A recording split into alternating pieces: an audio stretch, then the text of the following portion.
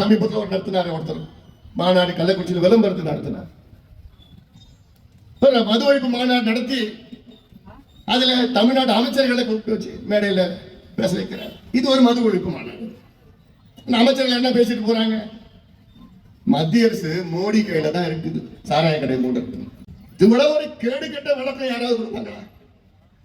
மோடி கிட்ட தான் இருக்குது அந்த சாராய கடை மூடுறது. ஐயா, முதலமைச்சர் கையெழுத்து போட்டா சாராய கடை மூட போறாங்க. அதெல்லாம் மோடி கையில இருக்கு. உனக்கு தான் அதிகாரம் இருக்கு, மாநில அரசுக்கு தான் அதிகாரம் இருக்கு. இது எல்லாத்துக்கும் தெரியும். அரசியல் சாசனத்துல இருக்கு, டேர்ம்ஸ் ஆஃப் ரெஃபரன்ஸ் இருக்குது, லிஸ்ட் ஆஃப் பிசினஸ் இருக்குது. என்ன சாராயத்தை நிர்வாகம் செய்ய அத்துணை அதிகாரமும் மாநில அரசிடம் இருக்கிறது என்று லிஸ்ட் ஆஃப் பிசினஸ்ல இருக்கு, டேர்ம்ஸ் ஆஃப் ரெஃபரன்ஸ்ல இருக்குது. உச்சநீதிமன்ற சமீபத்தில் தீர்ப்புனே சொல்லியிருக்கிறாங்க. அப்புறம் என்ன மோடி கையில இருக்குன்னு சொல்றீங்க? உனக்கு மூடுறதுக்கு துப்பு கிடையாது, உனக்கு மூடுறதுக்கு பிடிக்கல, உனக்கு அதுல வர காசு லஞ்சம் காசு அதுல கொள்ளடிச்சிட்டு இருக்கீங்க. அப்புறம் என்ன அவருக்கு மத்திய அரசு தான் செய்யணும்னு எப்படி எந்த நியாயத்தை நியாயப்படுத்துறீங்க? யாரை ஏமாத்துறீங்க? சரி, இதுக்கு முன்பு அதிமுக ஒரு 1000 கடையை மூடினாங்களே, அப்ப நான் மத்திய அரசு தான் சொல்லி மூடினாங்களா? அவன் மூடினாங்களே. ஏன் நீங்க ஆட்சிக்கு வந்து ஒரு 500 கடையை மூடினீங்கல்ல, அப்ப நான் மோடியை கேட்டுதான் நீங்க மூடினீங்களா? இப்ப மட்டும் நான் மோடி சொன்னதான் நீங்க மூடுவீங்கன்னு சொல்றீங்க. அதுல நட்ட ஈடு கொடுக்கணுமா? இதெல்லாம் எங்க போய் சொல்றது? அதெல்லாம் நீங்க என்னைக்கு நீங்க புரிஞ்சு, என்னைக்கு நீங்க அதை உள் வாங்கி, என்னைக்கு நீங்க அதை வச்சு நீங்க ஓட்டு போட போறீங்க? அது பண்ணுவீங்களா? நான் நீங்கன்னா இங்க இருக்கிறவங்களை சொல்லல, எனக்கு இருக்கிறது என் தம்பிகளை என் தங்கைகளை தான் வந்திருக்கிறீங்க.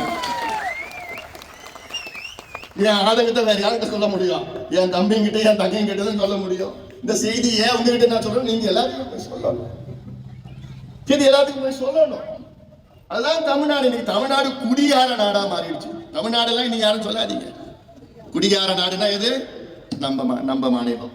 கஞ்சா நாடுனா எது? நம்ம மாநிலம். கொலகார நாடுனா எது? நம்ம மாநிலம். இதுதான் திமுகவுடைய ஆட்சி. கேட்டா திராவிட மாடல், நயா மாடல். அது இந்த பழைய அம்பாசிடர் மாடல் இருக்குல்ல காரு, அதுதான்.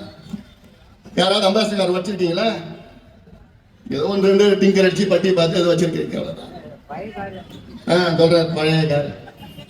அப்படிதான் இந்த ஆட்சி. திமுக பழைய அம்பாசிடர் காரு.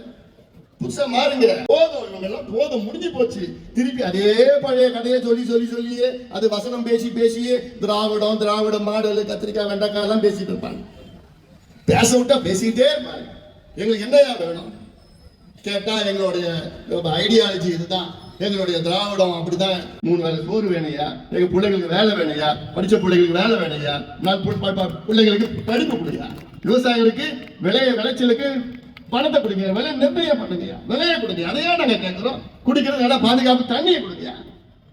இதை கேட்டா மேடையை போட்டுக்கிட்டு பாசிசம், நாசிசம், கம்யூனிசம், இந்த இசம் பேசியே இது விவாதம். டிவியில வேற அது பெரிய அறிவு ஜீவிகள் விவாதம் பண்ணிட்டு இருப்பாங்க. இதை கேட்டுட்டு நம்ம எல்லாம் பார்த்துட்டு இருக்கோம். அதுதான்